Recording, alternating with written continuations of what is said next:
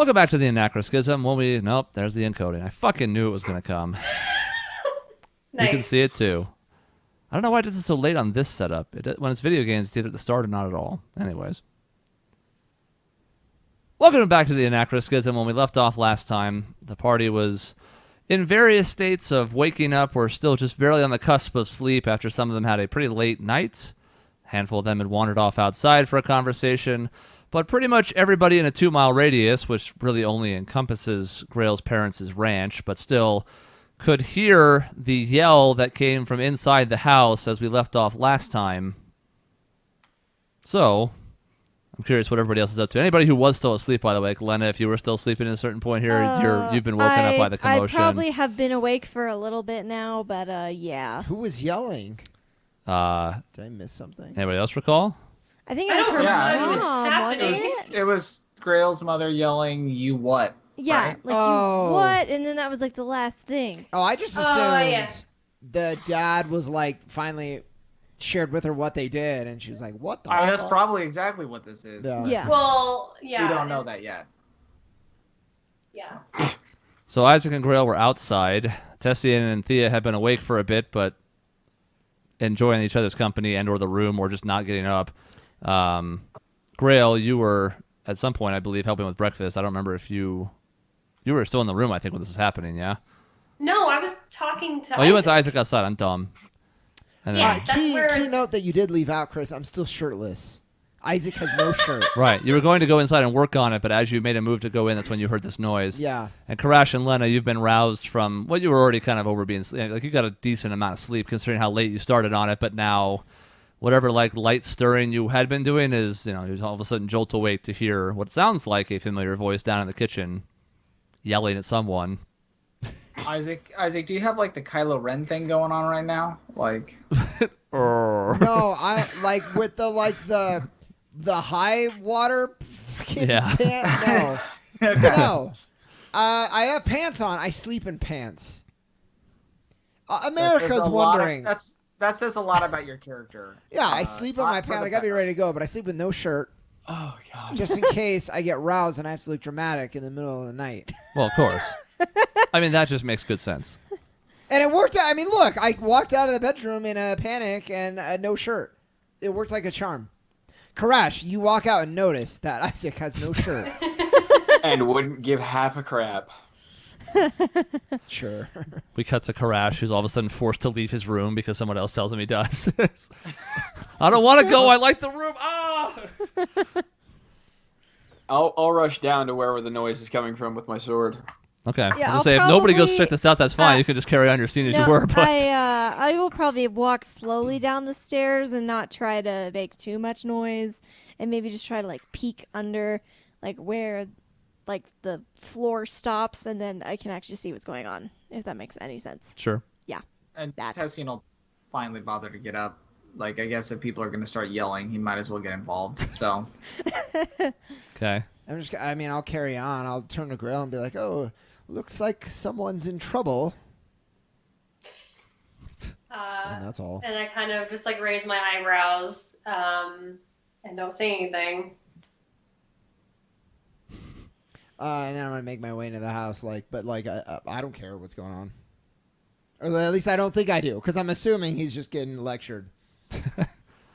When you see his dead body, then we'll see. There's obviously nobody who's getting hurt in this situation, right? Well, Kerash, you're the first one down since you had the most urgency to it, and as you round the corner into the kitchen, sword drawn, you see a familiar man now since you encountered him last night in Rollins. His posture is a little more slumped and almost resigned than it was when you saw him then, when he was seemed pretty confident in his abilities, even though he's a bit shaken by what happened. Here, yeah, he's definitely getting a tongue lashing from Millicent, and as you kind of round the corner, the shouted thing is not the timbre at which she's now talking to him, but there's still more of a volume and an urgency to what she's saying than anything you've heard to this point. Are you okay? And as for the first time, like, even as you kind of rounded the corner, Millicent didn't really look in your direction. Her back's sort of to you, and she's also kind of focused on him at the moment. She kind of turns around, and then she like clutches a hand to her chest, and she sees a dragonborn with a sword all of a sudden, in the kitchen. It just startles her for a second, and then she kind of recognizes who you are, but she says, Yes, of course, everything's fine. There's no need for that here, Kerash, though I appreciate it. Yes. If you need me, I will be around. I'm gonna walk outside like I have something to do. As you turn to go, and Len, at this point, you can kind of see this from your vantage point on the stairs, and Tessian, you are getting to the stairs and see Lena. I stop at Lena, and Tessian's just like, looks down, and just doesn't really care, because it sounds like there's yelling. But he's just like, so how are you? And I say, well, mostly good. Everything went smooth yesterday, so... It's good. Yeah. No problems then? Well, I'll tell you about it later, and I kind of just shake it off. If I see Kerash walking outside, because I'm going inside, he's going outside, like, Kerash, are you okay? Because he looks... I'm fine. Have you not seen a marital spat? Do you have marriage between Dragonborn? Sort of. It's not quite the same, but, I mean, we don't do any of the weird ceremonies that you people find necessary, but basically... Do tell, if you don't mind, and I'm just, like, shaking, scratching my, stubble that's starting to come in, and I have no shirt on also. Don't know if you knew this. But, tell what do you mean? Lead by no shot. Yeah, you guys want to start taking shots every time. That's I think that's like 3 so far. Kerash, like, marriage, sort of. Do you pair off for life? Is it... Yes, we just choose to stay with one person, and that is what they do. Did you have a not wife on your island? I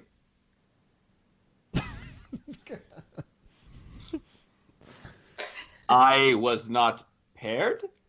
Is that how you refer to it, paired? We don't, it's what they do.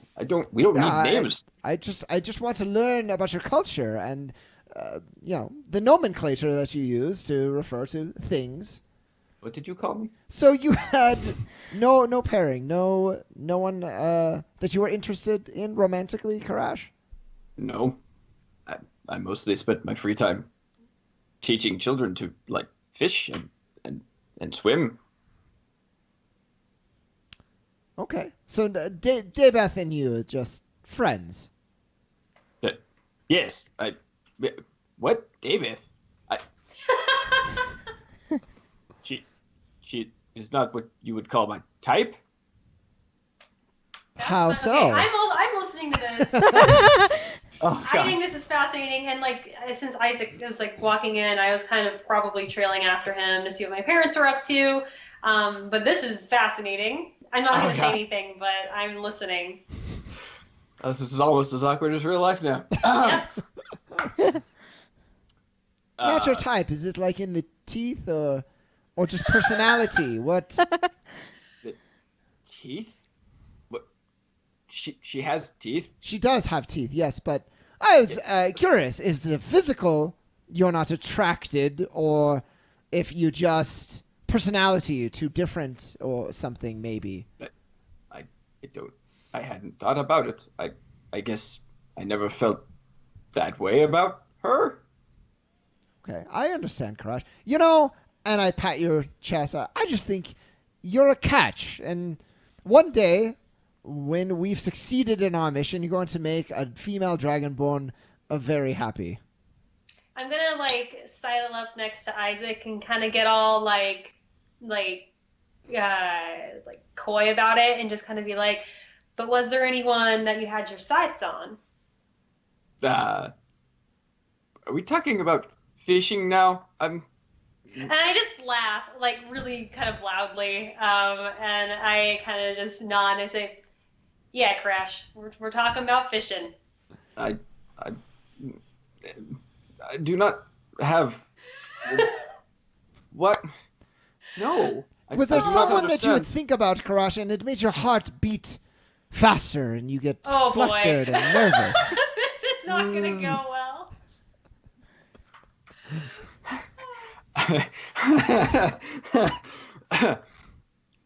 A reef would make my heart beat faster, but Oh, good. Okay. I- No, that's not exactly what I'm going for. It's a positive feeling. You I want am to be with elbowing- this person. I'm oh, elbowing Isaac in you the asking ribs. me if there is a woman that no, I have not met a woman yet that I would do that with. Okay. I've only been the right age for mating for a couple of years, and most of that was spent on boats. Not a lot of things on boats to pair off with. I whisper to Isaac, he's a virgin. I mean, I am too, but like, I think it's funny. Kerash, I'm just so thrilled to get to share in your experience of seeing the world for the first time.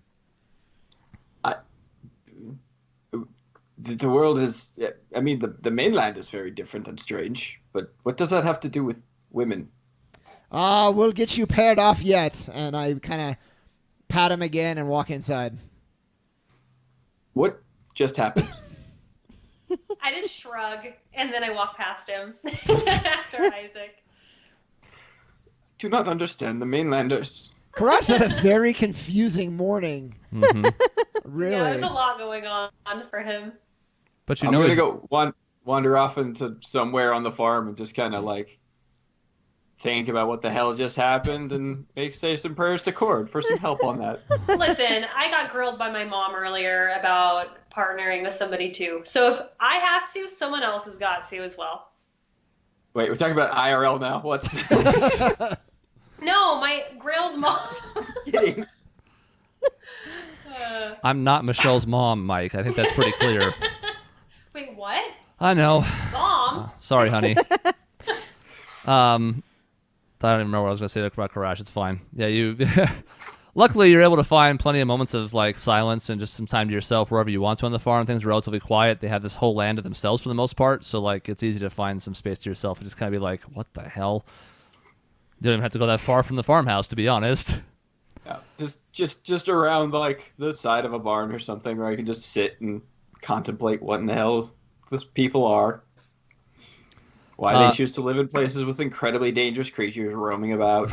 Sure. It's true. Tessie and Lena, the view you have in the kitchen, there's not a lot of conversation coming from Rollins' half here. It's primarily coming from Millicent, and it's basically sort of like reading the riot act of, you know,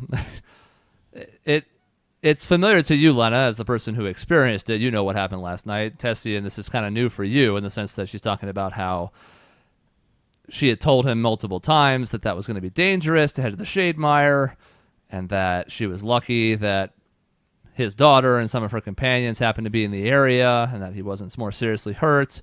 But after a couple of minutes of this, and she doesn't really seem that angry per se, more frustrated if anything, it kind of subsides, and she eventually just says, you know, it's a fool thing you did, but I suppose everything's fine now, and we'll have to say thank you to them, especially Kerash. I think I might have spooked him a little. And Rollins just kind of, he looks up for the first time now because he's kind of been like leaning forward in his chair at the table and, you know, just kind of like not willing to meet her eye level. But he says, yeah, I don't reckon that he's had quite as much experience with some of the matters of this world as others have. It was hard to get a conversation with him on the way back, but nice fellow. She says, well, nicer than you right now, that's for sure. Tell you what, since you're awake now, you can help me finish lunch. We'll bring the others in. I want to hear everything that happened. I want to make sure you're not leaving any details out. But I'm glad you're all right. And she eventually now is kind of like, as now she's not so focused on him, she looks around and, you know, just sees what's going on and sees Lena's head and Tessian's head and Thea's head all kind of poking down the opening and where the ceiling meets the staircase as it goes up to the second floor. And she's like, all right, there's no need to hide. Everything's fine. Apologies. I didn't want to intrude on the conversation. I'm picking my words a little carefully as I come down the stairs. Tessian follows. He's like, we were just catching up at the top of the stairs. Didn't want to muddy the conversations at all. I nod. Thea says, it also happened to be a good way to eavesdrop, but to each their own, right? And Tessian's like, well, of course. This gets a chuckle out of Millicent. She's like, well, very well. I suppose I can't blame you, and I'm sorry if I woke anybody up, but, every now and then my fool of a husband does something, and I just get taken aback a little bit. It's fine. Come on down. We're just about to put the finishing touches on food. Come join us. And Tessian's like, yeah, even I would like to know a bit more about this danger. And he gives Lena a bit of a glance. See, he still hasn't heard what happened. Just that there's a danger. Oh, people could have been killed. Yeah. Oh. I give you a look, and I say, well, if you need me to help with preparing anything for food, I'd be happy to, and then perhaps we can discuss it over a meal. Although that's not really a good topic for that, is it? I suppose I can tell you now, Tessian. It wasn't too bad. It was just a metal bison that turned me to stone. And Tessian kind of is like, so like, Lena, you have to work, dear, on your story delivery. Whatever And do you I mean? launch into dramatic retelling every second of how we're trudging through the mud. We find the everything, but every superfluous detail as dramatic as possible, and then I bring everybody up to speed, and that's how you do it. So yes, she turned to Right. stone. It was a scary moment. Luckily, what the fuck is this guy's name? Rollins was prepared with a potion. I guess he expected a possibility of a. Thank the patrons for that, let's be assured. But maybe we should have a talk, Lena, about risk-taking later on. Well, Yes. Tessian, I think she did tremendously, to be honest, and with what was at stake and what we accomplished, I think she deserves commendation. I want to be clear here. I think, from the sounds of it, you all handled yourselves quite well. A stray creature like this could have done far more damage. I'm very proud of all of you. Don't get me wrong. And I guess this is a question to Chris. Do I know what a Gorgon is? Do I have any recollection? Have I even heard of these things? You can make a history check. And I didn't say Oh. Gorgon because I don't remember now. Last week. Yeah, this is. Yeah, it's more of a thing for me. Yeah, right.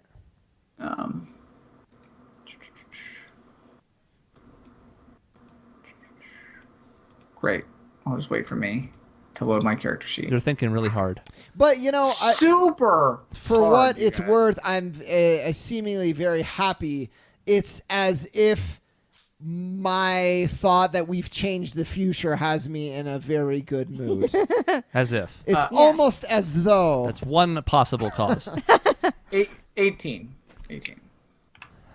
That is a creature you've read about, and the interesting thing to you is that even though you're sort of familiar with this part of Aramea more than most, it's still one that you've heard mostly relegated to what, not like myths per se, but they're rare and they're not commonly heard of. And so you're familiar with the idea of one. The one that they happen to come across one here strikes you as a little bit, I don't want to say odd, but just, what are the odds, kind of. Well, Dustin's definitely impressed then. That matches what he knows, that you guys managed to stand up to it. But he's like, what I was referring to, though, to be specific, is, well, obviously, Lena, there's a great deal of political clout attached to you being not a statue, but more importantly, any kind of, actually, I don't know, I probably don't have it with us, but if you're going to carry some of our more important keepsakes with you, maybe we should think about relocating those, I guess is what I'm getting at, if this sort of thing is going to happen. And I get your drift, and I nod and I say, yes, we should probably rethink that. Having me carry everything might not be so wise. From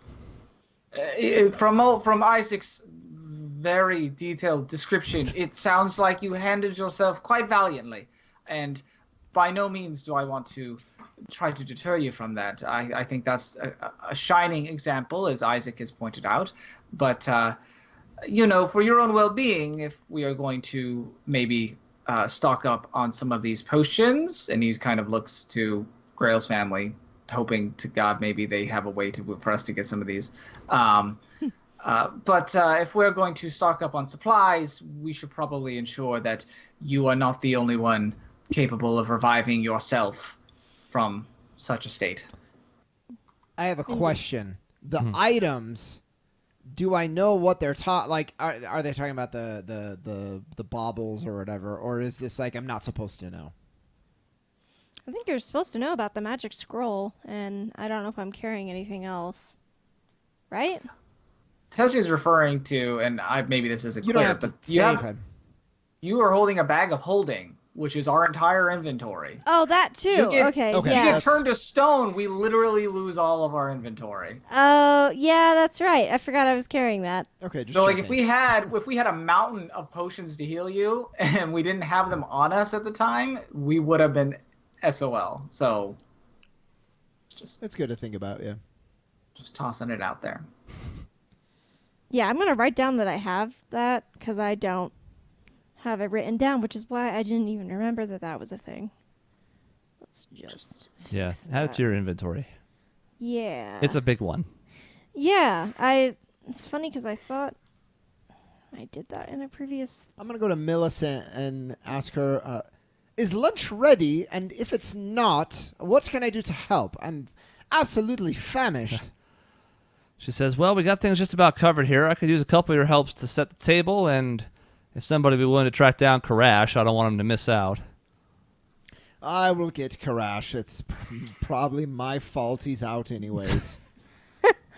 And I'll obviously help set the table and stuff, as I've been doing. Tessian will help set up the table, and he'll use prestidigitation to make sure everything is nice and clean. And he'll suggest that maybe you should go help bring Kerash in.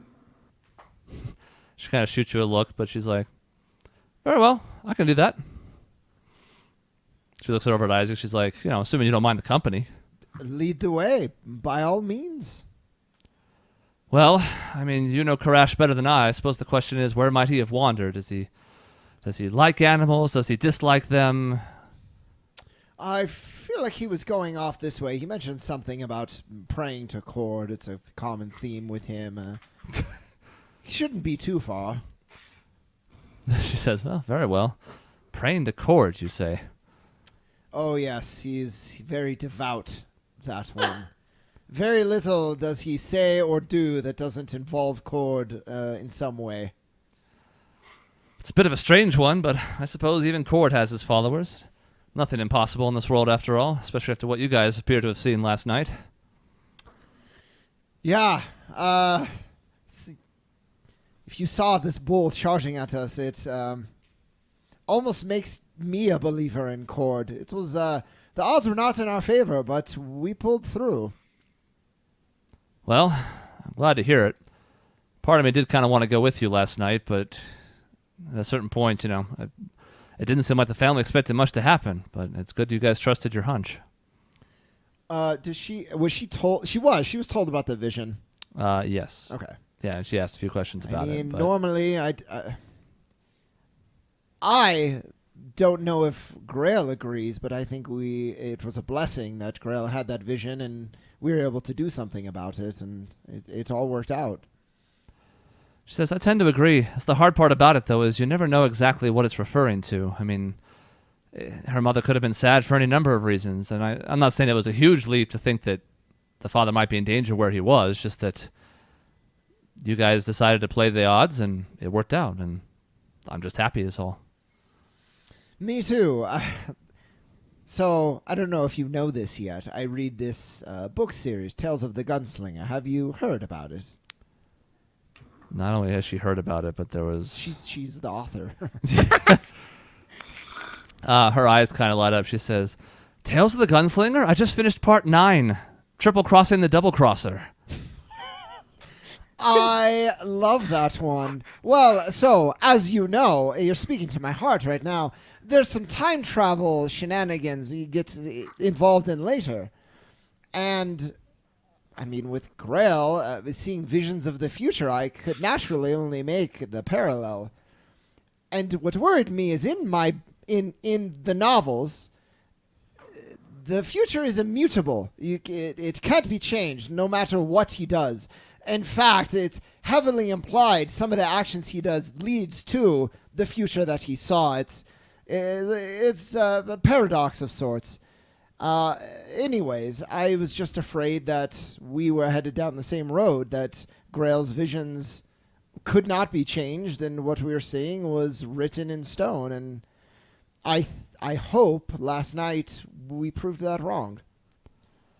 Well, I have a bit of experience with both blessings and curses, and I think it's fair to say that if you're able to act upon it, that is a tremendous gift indeed. Even if the visions themselves give Grail no shortage of trouble at times, if it's a bit of information that can help her improve the lives of herself or others, to me, I see that as a gift. Agreed.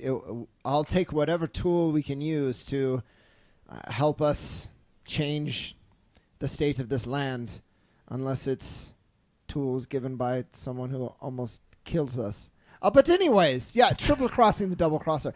I did not see that twist coming. DeLandau was he was the gunslinger's buddy through 4 books, and to betray him like that just ripped my heart out. I mean, you knew the betrayals were coming there in the title, but the 4th betrayal, that one wasn't even in the title. What was that one doing there? People think it's fluff. It's truly not. There is some meticulous planning that goes into those books. You know, I used to think they were just rubbish, but, you know, by the 3rd book or so, they really did hook me. I'm kind of ashamed to admit, but I have to say, I enjoy them. It's a guilty pleasure of mine. They just don't understand the genius. And by this point, have we seen Kerash? You can Kerash is not hard to find because it's not blocking your view of the horizon. So as you kind of like, you know, walk around the perimeter of the farm and scope out towards the, you know, like away from the farmhouse, you can spot him out there in his armor.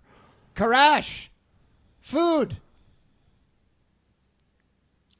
Okay. It's ready. Food is ready. Lunch if you want to come eat. Oh, okay. Thank you. Gotta stand up and walk towards them. Okay. How was your prayer? Peaceful? Good. Did you find the answers you were looking for? No, I don't think I will be getting those answers anytime soon. Well, Kerash, we were talking about Tales of the Gunslinger. Once you learn how to read, I tell you what, you are going to love these books. But they are stories. They are not real. That's okay. People can still find hope and answers like the ones you're looking for lots of time through these stories. Storytelling is a very powerful thing, Kerash. Cord is real. Your stories are made up by a person who has too much free time. The stories we tell are stories of other Dragonborn and the dragons of old and what they have done. I am sure some of those stories have been embellished at some point. And what? made to be bigger than they are. Thea kind of chimes in. Like Dragons are very large. They add details to make the story seem better than perhaps it was. You know, you're familiar with fishing, I know. It's like when someone catches a little fish, but then they tell everyone they caught a large fish so that they feel better about themselves. Lies. You're talking about lies. Essentially, yes, but a lot of people tell them, even if they mean well sometimes. But that's still not a good... It's just a lie. I don't... Sometimes a lie just can be fishing. used for, hi cat, for a greater purpose. This is probably not the time to be getting into this. I'm hungry. I'm assuming you're hungry. Let's just eat. Yeah. Yes. As you guys head back in, Thea's like, look, let me give you an example, Kerash, okay? Tessian likes to change the way his food tastes sometimes, okay? And he's very committed to using some of his light or magic to adjust or manipulate things, change them to his liking. And it annoys me sometimes, but if he asks me about it, I don't say anything, because I don't want to hurt his feelings. So it's a bit of a lie if I say it doesn't bother me, but is it really so bad to lie in a spot like that? No, but you are paired. Yes, Kerash, you see, Tessian is used to manipulating things around him to get his way. It's just how he is. You have to understand. Food, people, information, it's all the same to him. But we were talking about stories. That doesn't... It's just him being a politician. I commend your focus, Kerash. Yeah. Thea laughs. She says, well, that's true. That's definitely part of what's made him who he is. I think a life surrounded by politics does have an effect on someone. By the way, Kerash, one other thing, too. There are some stories that are real. I've even now seen that some of the things that Tessian and Lena are doing, I saw that scroll they have, they're sort of making their own story. They're keeping track of what happens on this journey, and hopefully if all goes well, maybe that'll be turned into something that other people can read about. But that's happening. That's actually happening. It's not a lie. I do not understand. It's not nearly as interesting if it is a lie. I've left for what it's worth. Yeah, you've gone up I ahead. want some of these sandwiches, like, so bad. And Thea's like, well, you're right. Sometimes there are stories that are more fantastic than others, and maybe they're too good to be true or too hard to believe. But you never know. I mean, I'm sure even you can tell that things that have happened in your life or other people you know are almost unbelievable if you heard it from someone else, but you were there. You know it can happen. So I'm just saying books are interesting. And I hope that if we can help teach you how to read, and if Isaac can work with you more, that you have a chance to see for yourself. Okay. I just like stories that are true. Well, they have whole sections of some of the libraries devoted just to that. So I think you're going to be in good shape. Oh, thank you. You are welcome. Come on, let's catch up. We can't have Isaac eat everything by the time we get back. I have already. Yeah, it's all gone. He's just pushed everybody else in the party out of the way. God damn it. So you all join together at the dinner the dining table, as it were, and there is a lovely spread of sandwiches, and it seems that Millicent has anticipated the fact that there are not only is there a big group, obviously much bigger than they're used to dealing with, but that there may be a couple people with big appetites. So we're talking like a couple dozen sandwiches. It's pretty nice, actually. In fact, if anything, like you've had some nights where you've had to eat rations or whatever on the road, and you haven't had the best of accommodations. Compared to that, this is a damn feast. And as you all sit down, she eventually kind of addresses the group. She says, so, and she's kind of looking at Isaac and Kerash and Lena for this. I understand, as my fool of a husband tells it, that you had a bit of a run-in in the Shademire last night. I tell the same exact story with every embellished Kerash detail again. But even maybe a little more dramatically this time. Then Tessian corrects every one of them. He's like, no, last time you had only done like 3 of these flips. So is it Well, 5 I or forget 3? 1 flip, 3 flips. It's hard to remember the exact. I'm trying to picture it in my mind's eye, Isaac. I'm sure you understand. Picture me as a hero saving everyone. Honestly, at this point, I don't know how I could picture you any other way. That's And he still has no shirt on, for the record. So Yeah, I never did get around to putting my shirt on. Mm-hmm. But nobody seems put off by it, or at least Good. like Grail's parents don't. They're not worried about the proper etiquettes of Miss Manners. But I sing in the story. I sing Rollins' praises too for quick thinking, wasting no time in getting and just smashing the potion onto Lena's stone body. Rock hard abs. Yeah. Yeah, and this is the point at which Literally. Rollins kind of chimes up for the first time, and he says, "Well, I'm grateful it was of use. You mentioned earlier about the chances of maybe getting your hands on some more of them, but truth be told, that was given to us as almost sort of a prank. We were once doing business with folks from Timberbrook to help rebuild the farm when it was first burned, and when we decided to cut ties with them because we weren't the fan of some of the work they were doing, they said, well, best of luck, told us where we might find some of the wood on our own, and they gave me that as kind of like a, ha-ha, hope you don't need it. Turns out I did." And I sort of chime up at this point, and I apologize and say, well, if you hadn't had to use that on me, you would still have some. And then I immediately say, if it hadn't been for us, he'd be dead. So I wouldn't feel too bad. No offense, Rollins. He's like, well, I'd like to think I had enough of a pace ahead of him I would have got out of it, but... You didn't. That's nice. I say, well, I'm like smiling. I'm hoping he's like in on the joke, but if he's mad, I mean, that's okay.